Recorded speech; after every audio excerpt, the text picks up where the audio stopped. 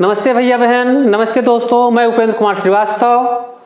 आज आप लोगों को चांद सितारे यूट्यूब चैनल में हम आपको कक्षा 12 जीव विज्ञान अध्याय 2 पुष्पी पौधों में लैंगिक जनन का पार्ट 8 गुर बीजाणु जनन पढ़ा रहे हैं। इससे पहले हम आपको बता दें कि जो हम वीडियो आपको बना रहे हैं, दिखा रहे हैं, उसको अच्छे से देखना है और सुनना है और वीडियो को अंत तक देखना है। और सबसे पहले हमारे चैनल को आप सब्सक्राइब करें और बेल आइकन दबाएं। तो सबसे पहले हम चलते हैं गुर बीजाणु जनन क्या है। तो गुर बीजाणु मात्र कोशिका के अर्धसूत्री विभाजन के द्वारा, जी गुर बीजाणु मात्र कोशिका के अर्धसूत्री विभाजन के द्वारा गुर बीजाणु का बनना गुर बीजाणु जनन कहलाता है। सर्वप्रथम बाह्य त्वचा के नीचे बीजांडकाय की कोई भी कोशिका आकार में बड़ी हो जाती है और उसका कोशिका द्रव्य गाढ़ा हो जाता है, संकुचित हो जाता है, केंद्रक बन जाते हैं। तब उस कोशिका को हम प्राथमिक आर्किस्पोरियल कोशिका कहते हैं, जैसे हम चित्र में बनाए हैं। फिर प्राथमिक स्पोरियल जो बन जाता है, इसमें परिणत विभाजन होता है। परिणत विभाजन के द्वारा दो कोशिकाएं बनती हैं, प्राथमिक पैराटल कोशिका और दूसरा प्राथमिक स्पोरोजीनस कोशिका। दो कोशिकाएं बनती हैं। प्राथमिक पैराटल कोशिका का आगे विभाजन नहीं होता है, समाप्त हो जाती है, या वो विभाजित होती हैं तो भ्रूणपोष का पोषण करती हैं कुछ पौधों में।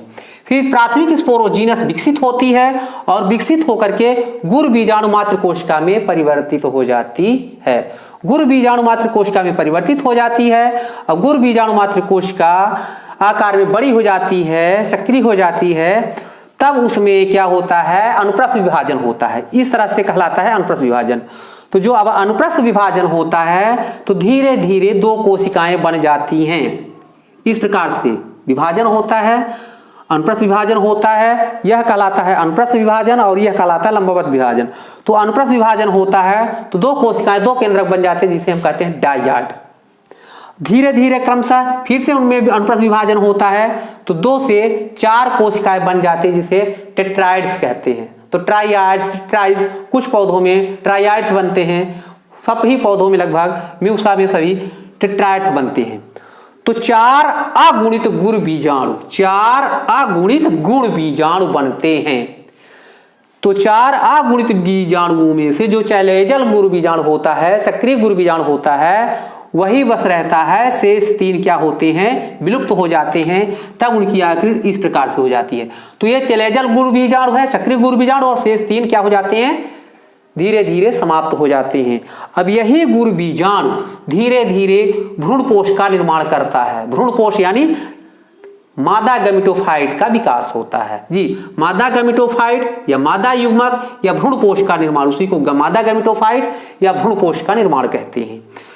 तो ये बनाना है आपको चित्र। तो सबसे पहले क्या लिखना है, सबसे पहले गुर बीजाणु की परिभाषा कैसे लिखेंगे। तो गुर बीजाणु जनन, गुर बीजाणु मात्र कोशिका, यही परिभाषा लिखा, गुर बीजाणु मात्र कोशिका के द्वारा अर्धसूत्री विभाजन के द्वारा, गुर बीजाणु मात्र कोशिका में अर्धसूत्री विभाजन के द्वारा गुर बीजाणु का बनना, गुर बीजाणु का बनना गुर बीजाणु जनन या मेगास्पोरोजिनेसिस कहलाता है। समझ में आ गया, नहीं आया? फिर से एक बार सुन लो पूरी प्रक्रिया, एक बार फिर से। चित्र देख रहे हैं, चित्र बनाना है, फिर इसका वर्णन करना है। तो सबसे पहले हेडिंग डालेंगे गुर बीजाणु जनन। तो लिखेंगे सर्वप्रथम गुर बीजाणु मात्र कोशिका अर्धसूत्री विभाजन के द्वारा विभाजित होकर के गुर बीजाणु का बनना गुर बीजाणु जनन या मेगास्पोरोजिनेसिस कहलाता है। फिर वर्णन में यहां जाएंगे। सर्वप्रथम बाह्य त्वचा के नीचे बीजांडकाय की कोई भी कोशिका आकार में बड़ी हो जाती है, जिससे उसका जीव द्रव्य गाढ़ा हो जाता है, केंद्रक बन जाता है। वह कोशिका प्राथमिक आर्किस्पोरियल की भांति कार्य करने लगती है। तो प्राथमिक आर्किस्पोरियल जो कोशिका होती है, उसमें सर्वप्रथम परिणत विभाजन होता है और परिणत विभाजन के द्वारा 2 कोशिकाएं बन जाती है। यहां दिख रहा है, ये एक ये है और एक ये है, 2 कोशिकाएं बन जाती है। चित्र भी बनाना है आपको। 2 कोशिकाएं बन जाती हैं। तो ऊपर वाली कोशिका प्राथमिक पैराइटल कोशिका और नीचे की कोशिका प्राथमिक स्पोरोजीनस कोशिका कहलाती है। तो सर्वप्रथम जो एक कोशिका प्राथमिक पैराइटल कोशिका बनती है, वो धीरे धीरे समाप्त हो जाती है। अथवा विभाजित होती रहती है, निरंतर विभाजित होकर के भ्रूणपोष का पोषण करती है। और जो प्राथमिक स्पोरोजेनस कोशिका होती है वह विकसित होकर धीरे धीरे गुरु बीजाणु मात्र कोशिका में परिवर्तित हो जाती है। तो गुरु बीजाणु मात्र कोशिका इस प्रकार से बनी है अंदर, ये गुरु बीजाणु मात्र कोशिका डी नंबर हमने लिख दिया है। तो गुरु बीजाणु मात्र कोशिका में अनुप्रस्थ विभाजन होता है, यह कहलाता है अनुप्रस्थ विभाजन, यह कहलाता है लंबवत विभाजन।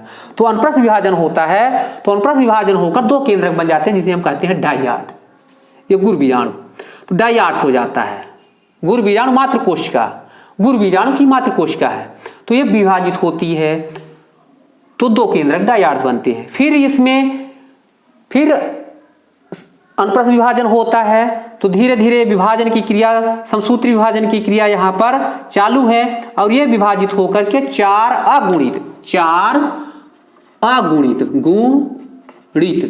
गुरु बीजाणु बनाते हैं। चार अगुणित गुरु बीजाणु बनते हैं जिसमें से तीन ऊपर के गुरु बीजाणु सक्रिय नहीं होते, केवल चलेजल गुरु बीजाणु नीचे वाला भाग ही सक्रिय होता है और वह आकार में परिवर्तित हो जाता है और वही भ्रूण पोष का निर्माण करता है और शेष विलुप्त हो जाते हैं। और यह गुरु बीजाणु जो होता है भ्रूणपोष कहलाता है या मादा गैमेटोजेनेसिस, मादा युग्मक कहलाता है। मादा युग्मक, मादा गैमीट का निर्माण होता है, तो मादा युग्मक का निर्माण इसी से हम आगे पढ़ेंगे। तो आशा है कि ये आपको सभी लोग समझ गए होंगे। फिर से इसको अच्छे से देखें, सुने और हमारे चैनल को सब्सक्राइब जरूर करें। धन्यवाद।